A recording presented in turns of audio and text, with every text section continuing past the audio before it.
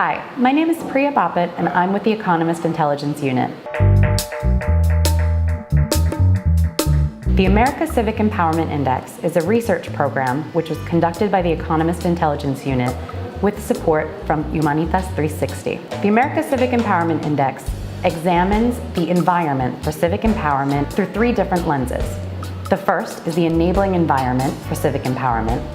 The second is the current state of civic empowerment, and the third is perceptions of civic empowerment. In this video, we will describe how you can use the Excel model in order to further explore the data which was included in this research program. Within the model, we have 9 different tabs.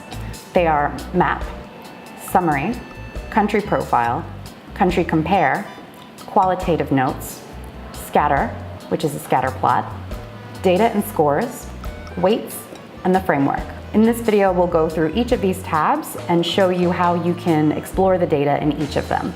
On the home page, we have information on the research project. On this page, you can adjust the zoom levels and you can also make the screen into a full screen for better viewing. In order for the model to work, please ensure that the macros are fully enabled or the details will not be easily visible. On the Map tab, you can examine the data both at the overall index level and for each of the categories, as well as for each of the sub-indicators, such as freedom of speech. When looking at each of these scores, you can see on the right side that there are scores for each of the countries that are ranked in order from top to lowest. You can also create a focus on a particular country, such as Colombia, which will add a highlight to the data included in the data set.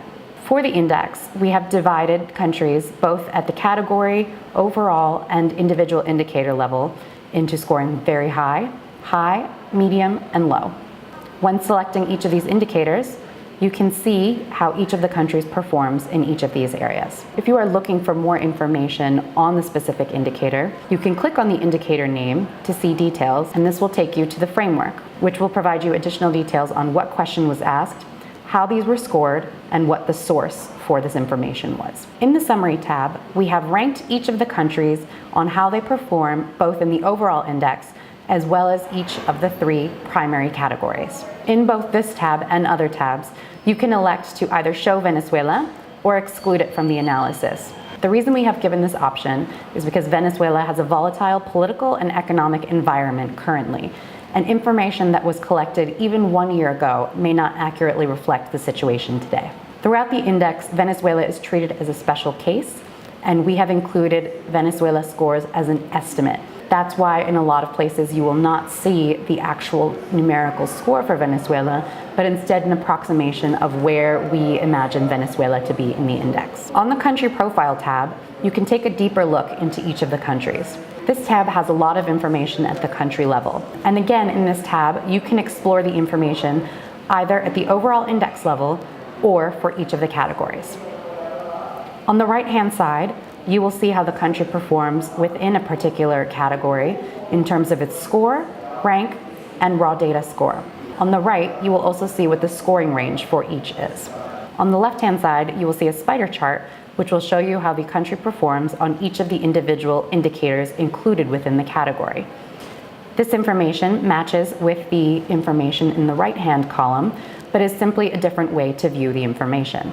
At the bottom, you will see the indicators where the country has performed well and has received a score of over 75, and ones where it has scored fairly low and has a score equal to or less than 25. On the Country Compare tab, you can see the same information that is in the Country Profile tab, but you can add the extra level of being able to look across different countries. Similar to the Country Profile tab, we have included the scores and ranks for each of the countries, as well as the spider chart.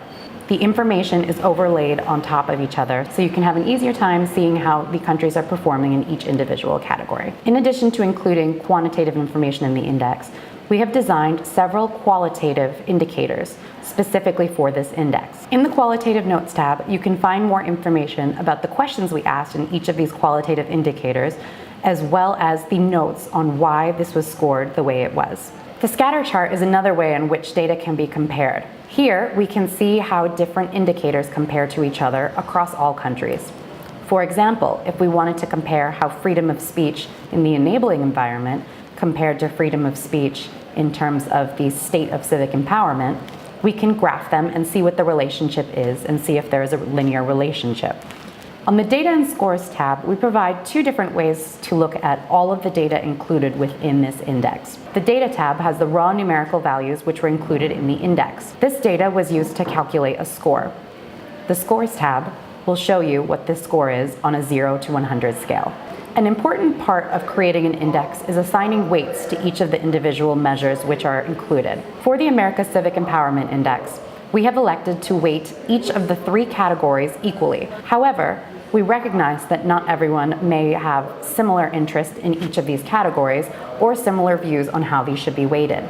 For this reason, we have included 2 different ways to weight the indicator set. One is where all of the different indicators, which are components of the categories, are weighted equally. And the second, where the state of civic empowerment and perceptions of civic empowerment are weighted double the enabling conditions for civic empowerment. We've also included an option for designing your own weights for the index. For example, if you would like to see what would happen to the index if the enabling conditions for civic empowerment were valued twice as high as the state of civic empowerment and perceptions of civic empowerment, you can adjust that by going to the yellow weights and making your own edits. When you hit Save Weights, you can choose this and name it. Then, when going through the other tabs, you can select this view to see how it would affect the scoring throughout the index. The final tab is the Framework tab. In the Framework tab, we've provided more information in terms of the questions which are asked, the scoring guidance, as well as the source. We hope this tutorial is helpful in understanding how to navigate the model. If you have any questions on the information contained in the model or questions on how to use it, please feel free to contact Humanitas 360 or the Economist Intelligence Unit. Thank you.